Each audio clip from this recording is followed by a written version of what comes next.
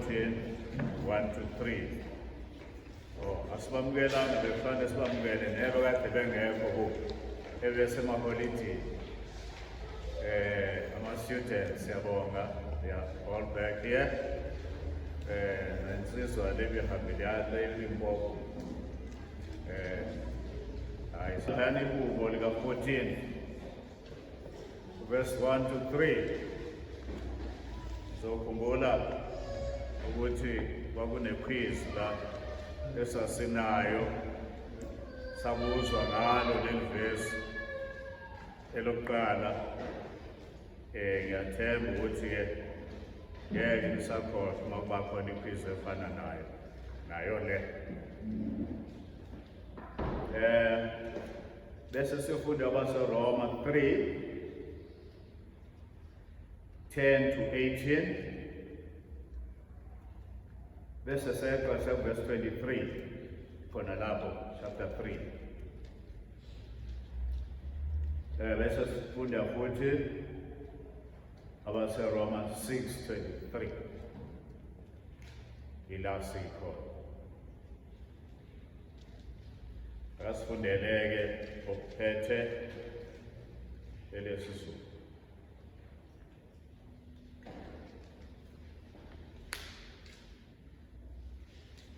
Ozofunda kuzwakale.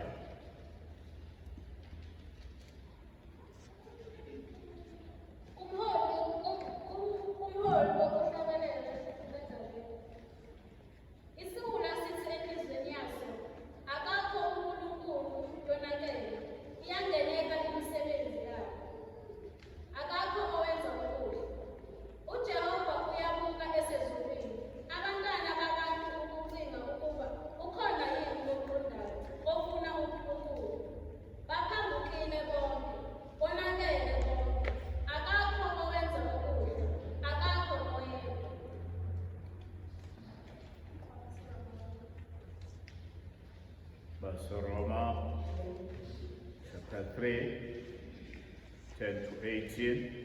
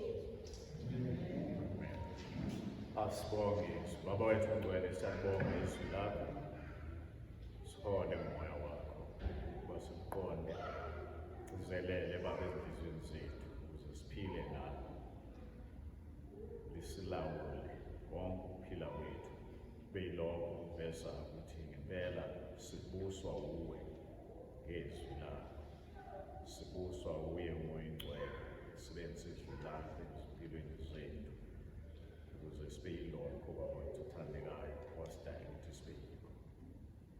Siyacela sibethemba ngegama leNkosi nomsindisi wethu Jesu Kristu. Amen.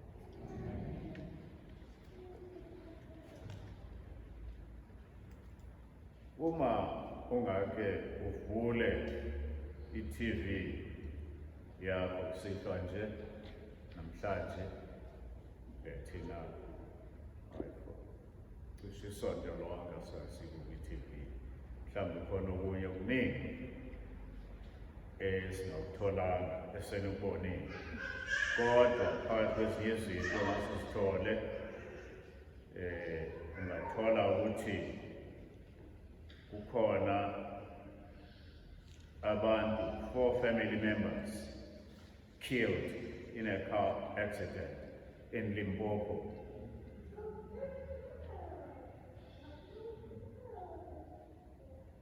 They were involved in a head-on collision caused by a drunken driver.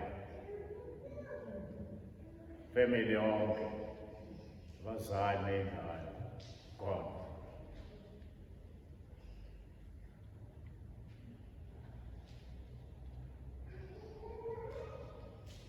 Kwesinye isikhathi kungase kwenzeke uthole ezinye indaba esihlakusimulisayo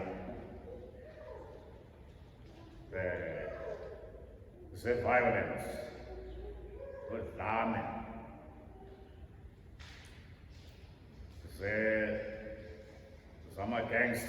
gangster violence, nokunjalo. Nezinye izitori ezibuhlungu ngama-families ongasuzizwa.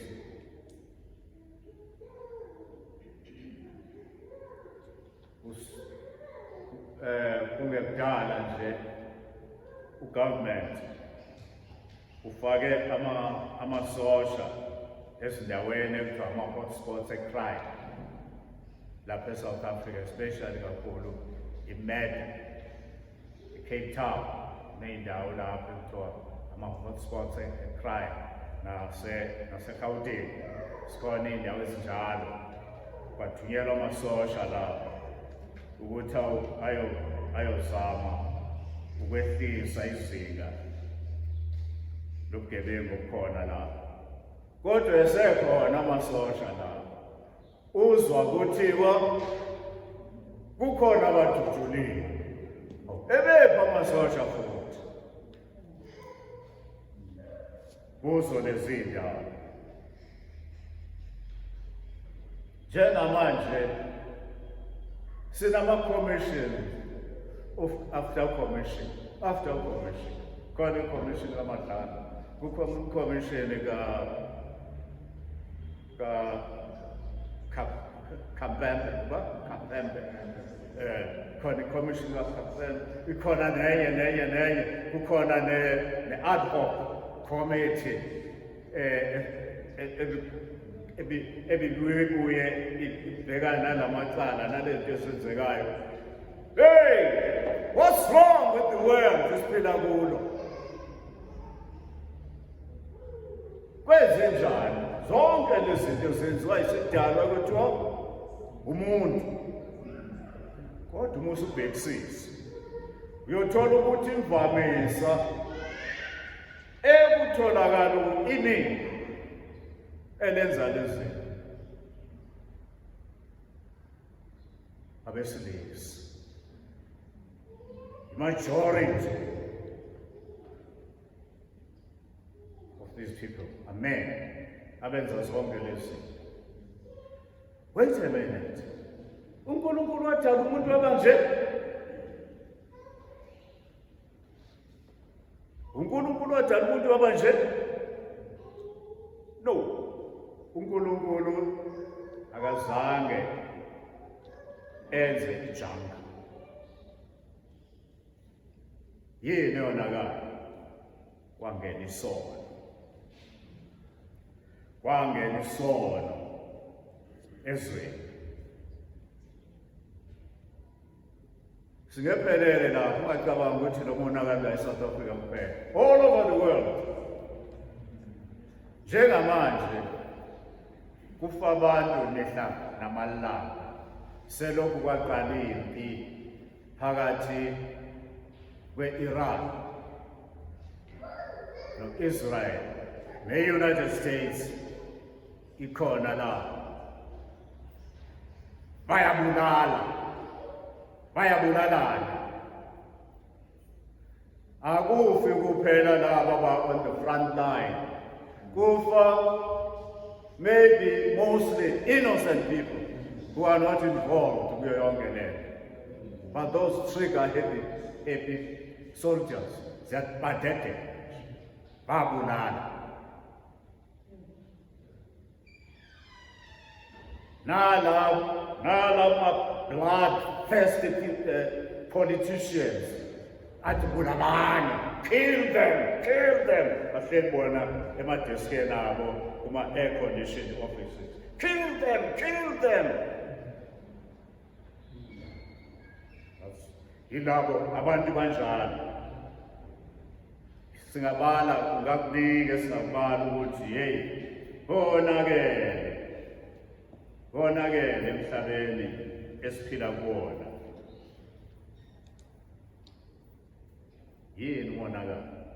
Sin, isono siyadamage, siyalimaza. La kudlule khona isono nje siyalimaza,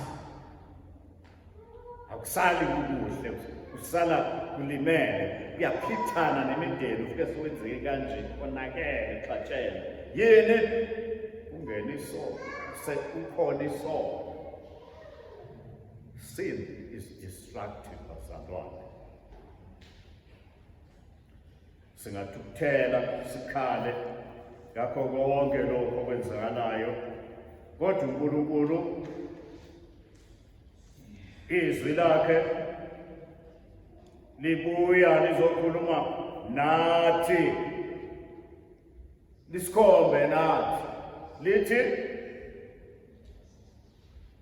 all have sinned and come short of the glory of God. Bonke bonini basilalele inkazimulo kaNkulunkulu. Kusho ukuthi akekho salayo, noyedwa. Lishilo laphana lithi akekho olungileyo, akekho noyedwa, akekho ofuna okuhle. Bonke bonakele. So ubani kanti osindayo? Yilabo abantu athi uNkulunkulu masenza abantu umfanekiso wethu basiphuze. Boniwe yini isono? Umuntu into emthokozisayo ube enza isono, akaphumule engenzanga isono. Isono asiphumuli singenzanga isono. Bonke bonini basilalela inkazimulo kaNkulunkulu. Glory of God asiyiboni ngenxa yesono. Manje-ke abantu esonweni bayakhuthala. Oh yes, bakhuthela abantu kwenza isono sabo, bakhuthela, basebenza. Uma umuntu esebenza usuke elindele emgcineni umholo. Oh yes, esonweni basebenza abantu, batholeni? Bahole. Yini umvuzo wesono? Ukufa. Wages of sin is death.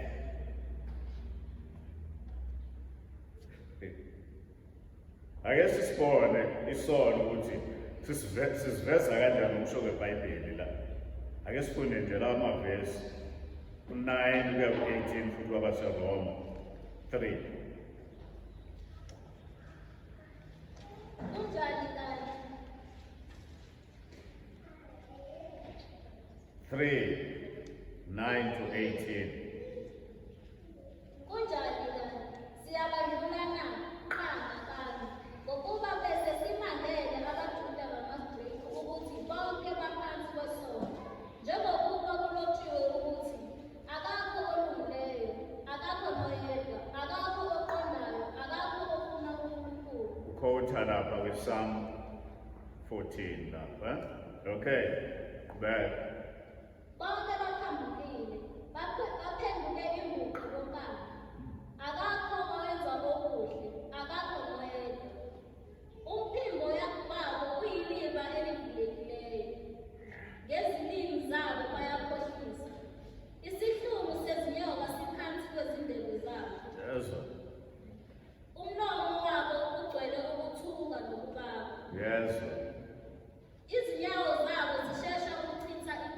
izinyawo zabo zenze kanjani?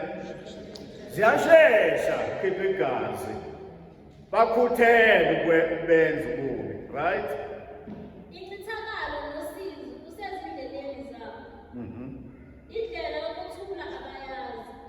No peace. Ukwesaba uNkulunkulu akukho phambi kwamehlo abo. Oh yeah. Kepha siyazi ukuthi lokhu okushoyo umthetho ukukhuluma kuba abasemthethweni ukuba yonke imilomo ivinjwe. Ukuba yonke imilomo ivalwe nje, imilomo yonke ingabikho zibongayo. Izwe lonke libe necala kuNkulunkulu. Whole world, izwe lonke necala kuNkulunkulu, right? Awufundeke manje le misebenzi evelayo kwabaseGalatia kuthiwa imisebenzi yenyama. Awuyibala, bizwa amagama.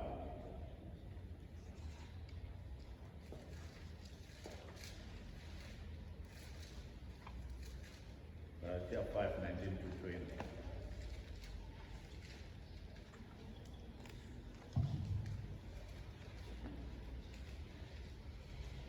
Kepha imisebenzi yenyama isobala, engukuthi ubufebe, nokungcola, namanyala, nokukhonza izithombe, nokuthakatha, nobutha, nokulwa, nomona, nokuthukuthela, nokubanga, nokulwana, nokwahlukana.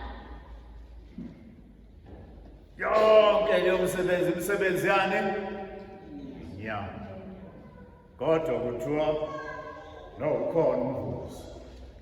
You get paid. Umvuzo yini? Death, ukufa. Makhulunywa ngomvuzo wesono ukufa, kushoni. Awukhulunywa la ngokufa kwaphakathi kwasesono. Yebo nabo kushonabo, kodwa akusho ukuthi balindele ukwahlulelwa ngalolo suku lokwahlulela. No.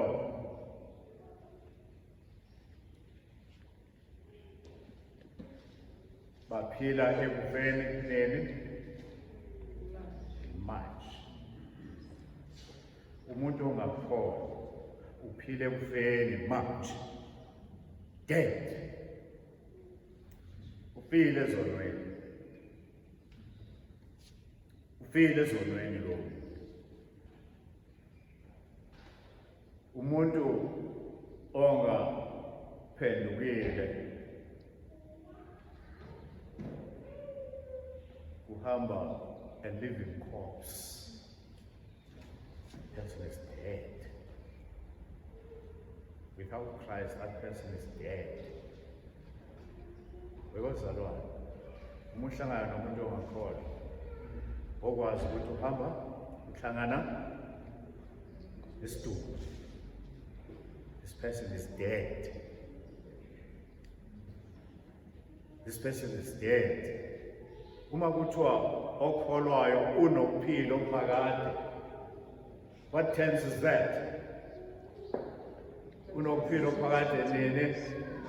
Manje lokuphila ophakade kusho ukuthi kunjani futhi makuthiwa ophakade uyaqhubeka phakade naphakade naphakade.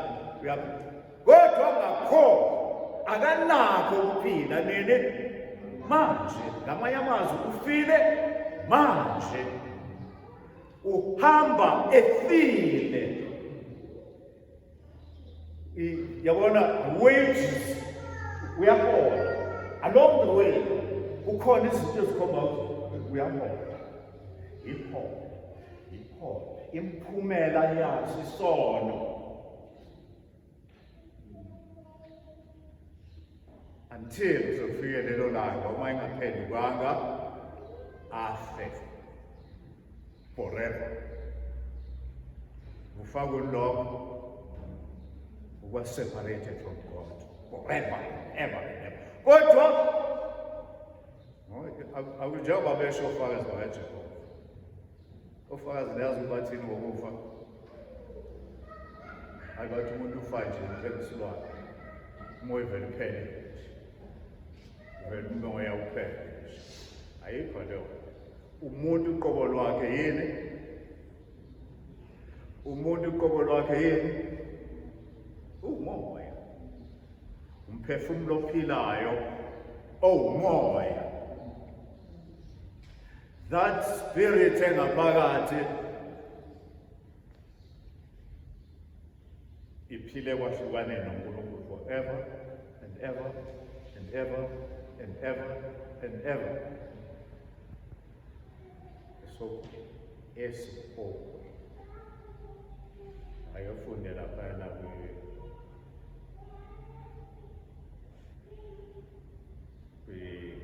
Psalm 21 verse 8. Uzithini ayofaka abawuthenga isokasiko kodwa ubheka ukuthi uthini la. Kepha amagwala nabangakholwayo nabanengekayo. Awungasheshisi nje impela. Kepha number 1 amagwala. 2 nabangakholwayo. 3 nabanengekayo. Abominable. Nababulali. Nezifebe. Nabathakathi. Nabakhonza izithombe. Idolaters. Nabo bonke abaqamba amanga. Liars. Banesabelo. Isabelo sabo siyakuba sechibini elivutha umlilo nesibabule okungukufa kwesibili. Second death.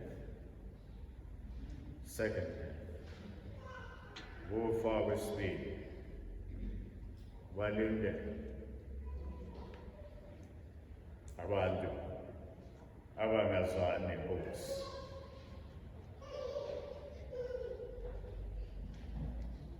Wow. Manje ukuza lapha ukuthi ingakho nje lithi lapha kwabase Efeso nanifile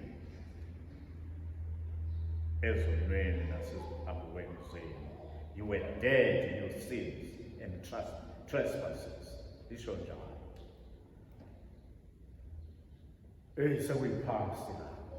Ngamanye amazwi wena ofikile kuJesu konke lokhu kuyini kuwe? Past.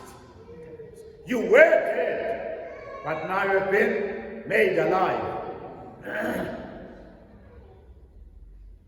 Umbuzo olandelayo la uthi njengoba sikhulume ngawo konke lokhu, does God care? Mayizwe linje, does God care? Unendaba na uNkulunkulu na? Yes, he cares. uNkulunkulu, he cares enough to have sent his only begotten Son to come and bear the consequences of sins on his own body on the cross. uNkulunkulu wenze njalo. That's how much he cares.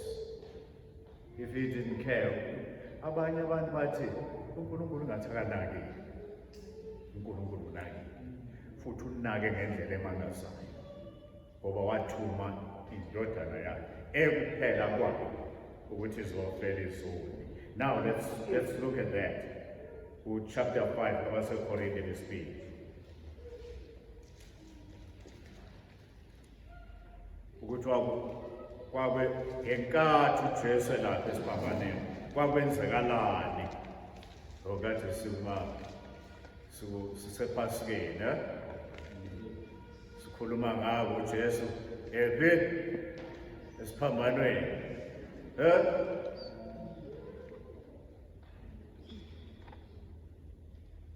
Benikhuluma ngawo nani le? Nani benikhuluma ngawo leli mbobo? Benikhuluma ngaso isiphambano leso. Ukuthi uJesu walenga esiphambanweni. What was happening there? What was actually happening there? Food.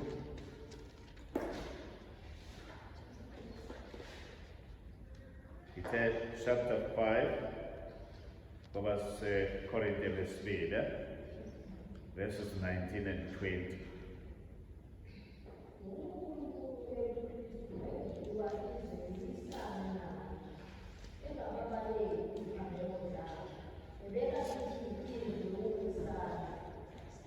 Okay, ngokuba uNkulunkulu ekuphi? EkuKristu. Wenza ukuba izwe libuyisana these evil people. uNkulunkulu wenza indlela ukuthi babuyisane kanye naye ngoKristu. Isono uNkulunkulu asenzanga ukuthi ehluleke, akehlulwa yilutho uNkulunkulu. Wenza ngoKristu ukuba izwe libuyisane kanye naye, ukuba lezi zoni, lezi nhlobo zabantu besizibhala la zibuyisane noNkulunkulu. Wow.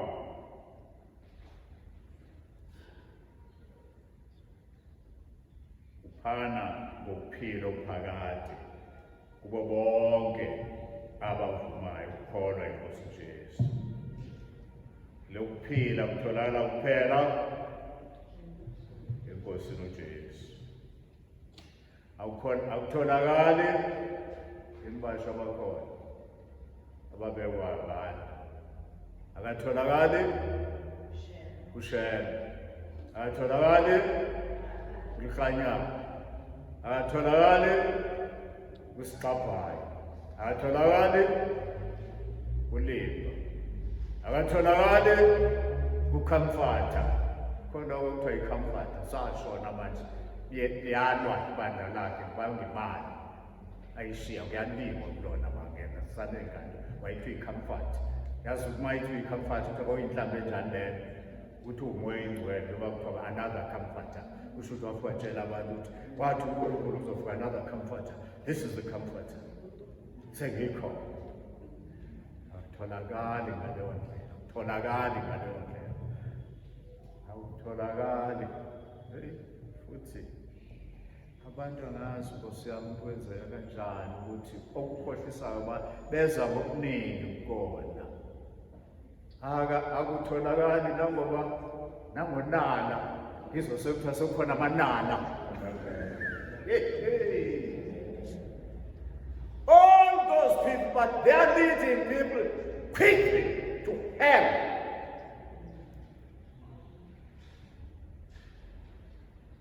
Akatholakali nangabapostoli.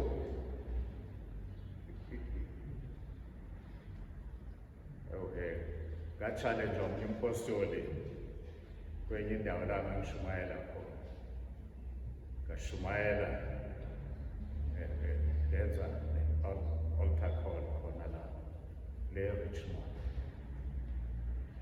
Kathi mangiqeda khuleka nalabantu abantu bazinikele eNkosini. Ngabanika amabhayibheli wonke, ngiphethe ama-New Testament. Ngabanikeza amabhayibheli wonke, abatshela ukuthi bazofunda ibhayibheli uma befuna ukuqhubeka eNkosini.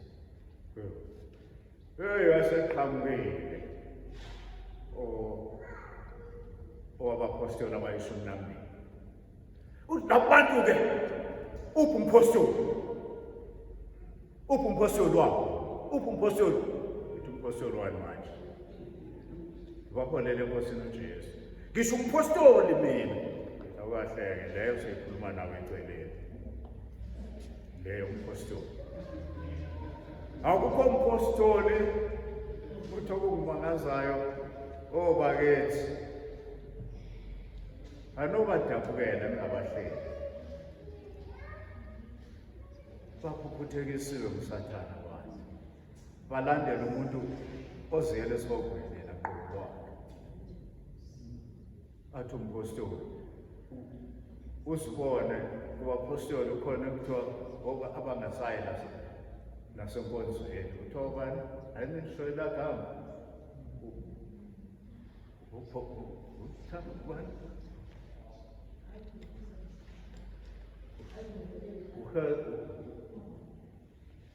Ntoni? Khona lagama. Alithola lebhulo logama.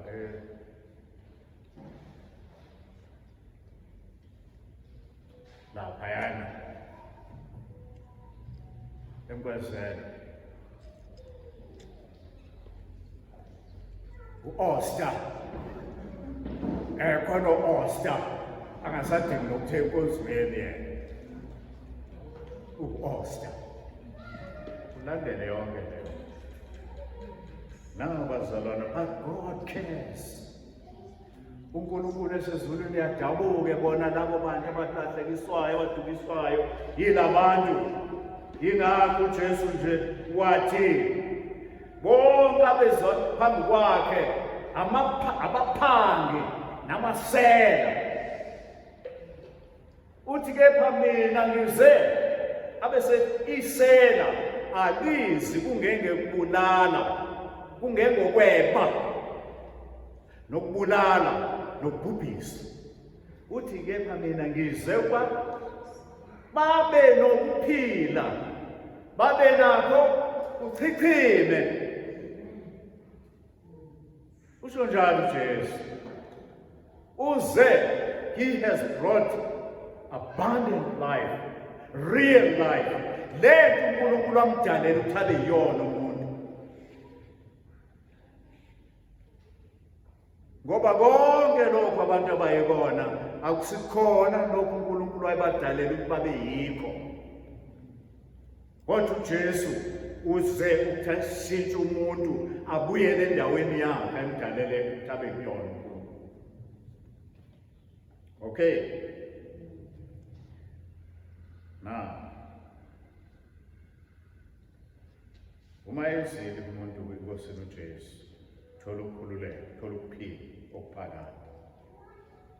Manje naye sakhulumile ngalabantu bonke abatsha abayelezi. Sabuza uNkulunkulu does he care? Sithe yes, he cares. As Christians, do we care? As a Christian, do you care? Mbuze ukubuza wena manje. Do you care? Unendaba yini noma unendaba mina? Solo mina kwami izinto zihamba kahle. Inkosi ngiphethe kahle. Noma yangibusisa inkosi mina nabakwami. But I'm asking you, do you care? Webazalwane ngiyabuza. Do you care? Ukuthi nabo abantu banje. Unendaba na?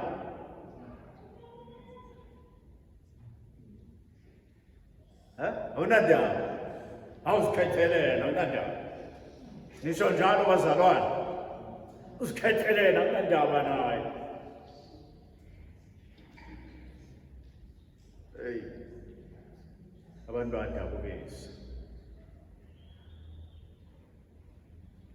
Kukhona abantu kulezi insuku ukuba nginaleyo nhlanhla ukuthi kukhona amadoda. Yasimanje ngikhumbula ukuthi kulawo madoda ikhona engikhohlisile. Ethe izobe ingana namhlanje. Esontweni ngikhayela ukuthi ngayishiya ngepasika. Ngiyifuna ukuba sepasikeni izozoba amazwi asixhenxe.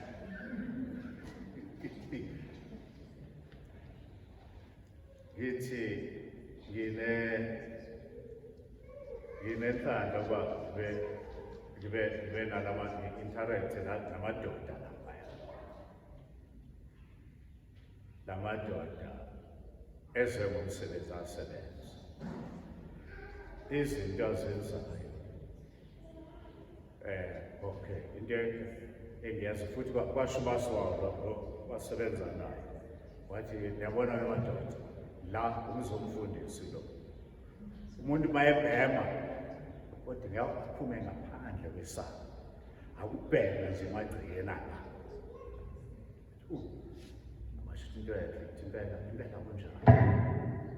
Akubheka nje la ekhaya. Uma ubheka ngale. Uma sengibabuza le mpilo abayiphilayo ukuthi we madoda impilo le niphilayo. Impilo le niphilayo.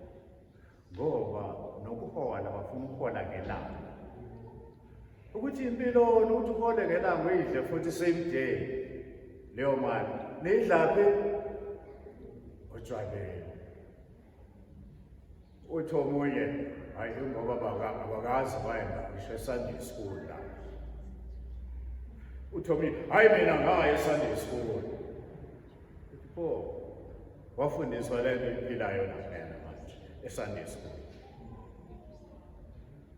Nansi enye indaba bazalwane. Ukubaluleka kweSunday school uthi ungakanani. Ngoba those kids khona abantwana abakhula bengazi lutho ngoNkulunkulu. Nothing. Abazi lutho ngoNkulunkulu. Kuthini kuwena? Kuthini kuwena ubona abantwana abanjalo? Do you care or don't you care? Webazalwane. Do you care? Unendaba bawunanda. Buza kunini bazalwane. Do you care?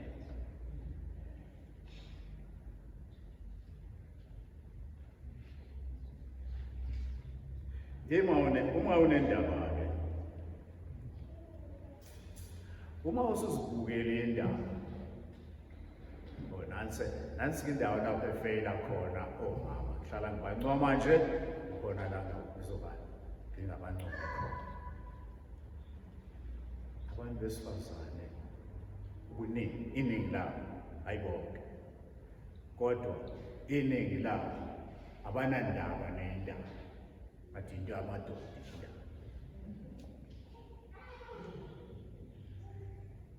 indaba. Anongiphikisa uma ngikhuluma iphutha hayi akunjalo.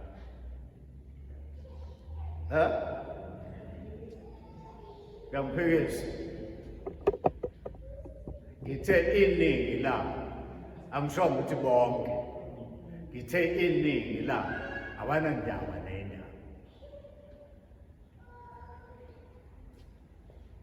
Khona ongiphikisayo. Yebo. Abanandaba nendaba. Lezi eziko TV nako radio noma phi. Abanandaba into amadoda. Abantu balokubuka le TV. Kanti uyibuka nje le ndoda TV ifuna indaba ukuthi uthini manje. Kodwa ke ndoda ke nawe usuzibukileke nalabo besifazana abambalwa asibukayo. Wenzani ngakho uma uthola lezi zimo ezinje? Do you care? If you care, what do you do? Uthi uma usuzibukile ukuthi uyathandaza. Do you pray after watching the news?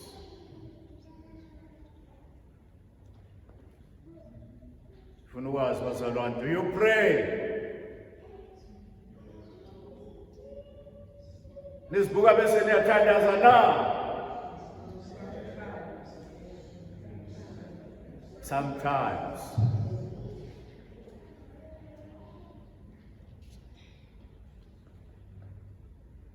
Ake nisole liyacula ngilazi lento sizwile ukukhala.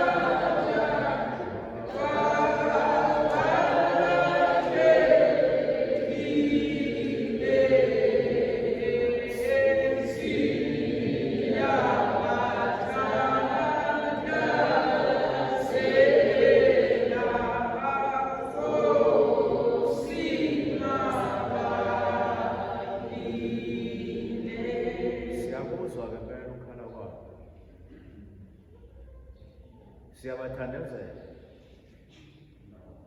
ukuthi abaphili. So it means we don't care. If we don't pray, it means we don't care. Siphambana necebo kaNkulunkulu.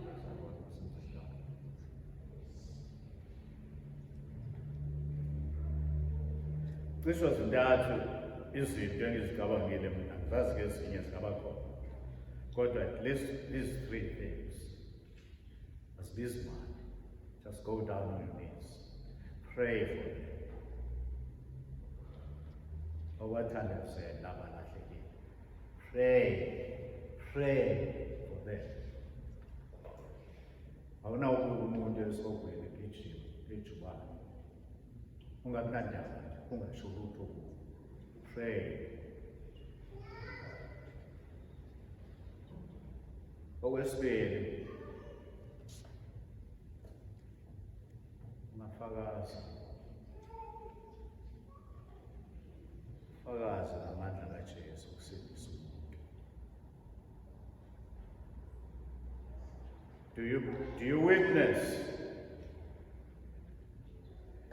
Niyafakaza abantu enihlangana nabo abangakholwa.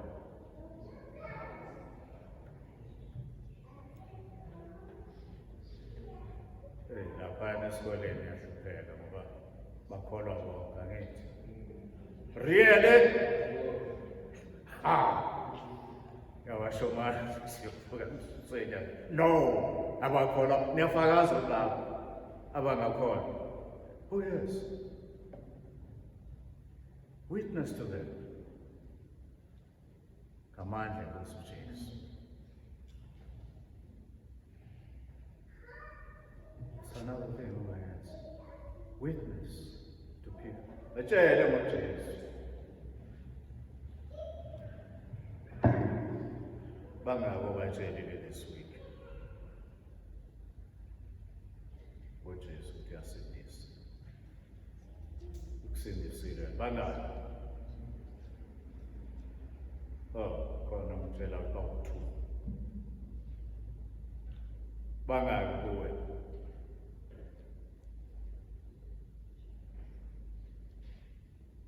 Okay. If we care, we will witness.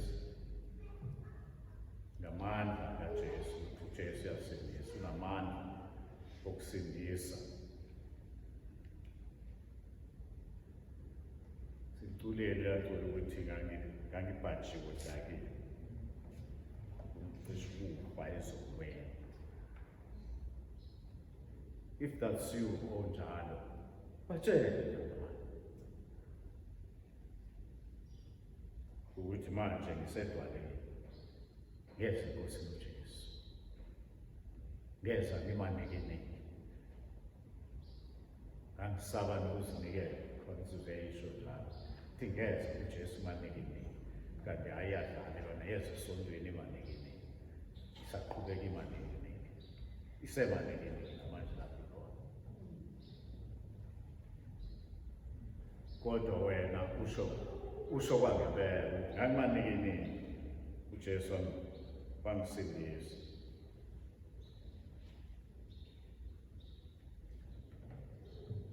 Yini enye esithathu esingayenza?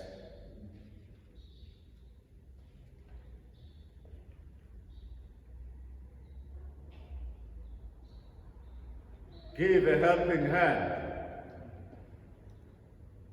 Asingabe ama-spectators. Sithi hayi siyabukela. Ababheke. Sidlala nani so? Siyambonga uJesu. Thina wasini ababheke.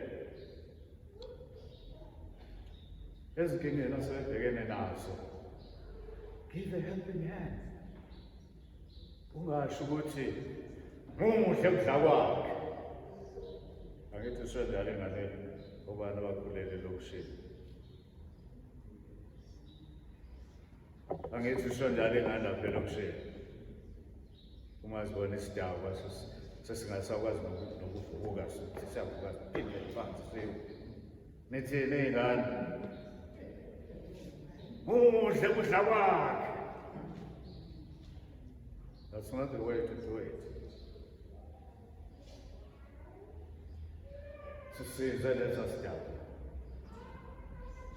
Ukuthi usitshele ukuthi kodwa udakaba mususizile. Ukuthi kodwa uyazi ukuthi ngikusize nje. Ingoba nginoJesu. uJesu angakusiza ukuthi ungamsabuyela nakulento kuyona ekwenze kanje.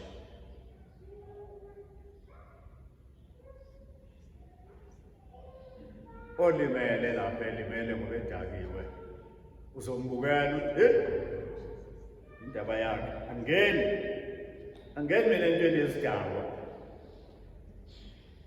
Yabuza uzaba noma-ke akusona esokutshwala kuphela, noma yisiphi isono asethola inkinga ngenxa yaso,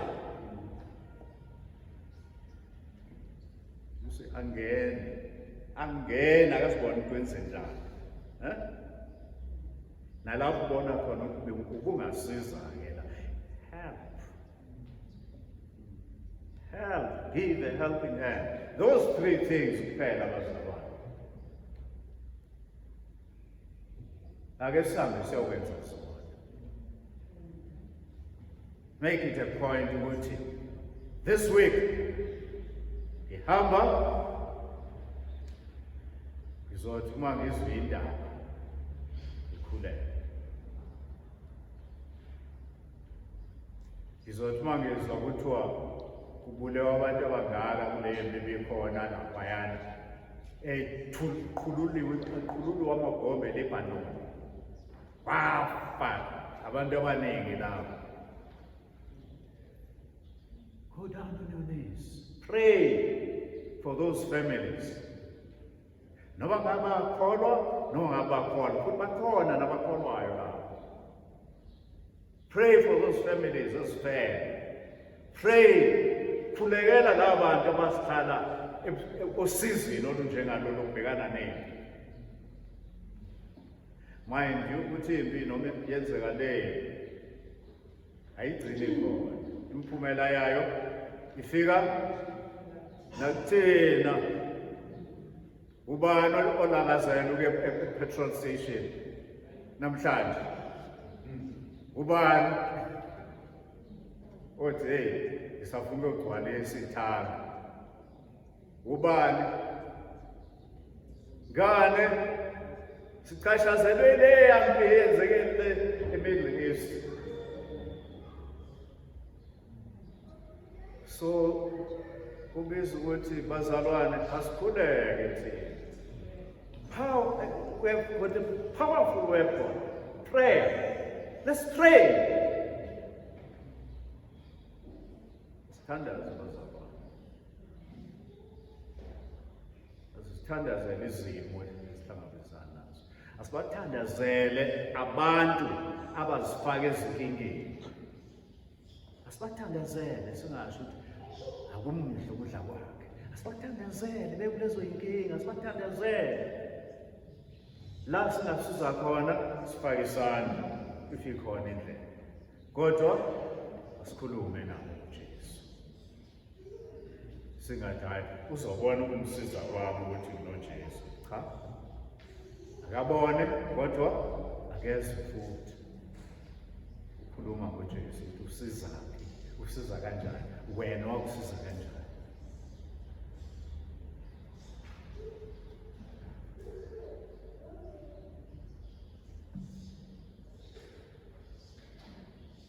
Manje ngizocela ukuthi uma ngabe lokho kuyaphila kuwena, uma umntwana kaNkulunkulu, it must, ukuthi awuke uzinikele eNkosini. Commit yourself to the Lord and tell Him that you are not going to continue to be a spectator, but you are going to do at least one of the things esikhulume ngazo namhlanje. Ngicela sikhuleke bazalwane, sikhuleke just for 1 minute, quiet prayer. Sikhulekele ukhulume wena noNkulunkulu ukuthi what your commitment is. After that minute, socela kuba kuyena lesi sikhathi. Just after a minute, so quiet. Asifakele amehlo.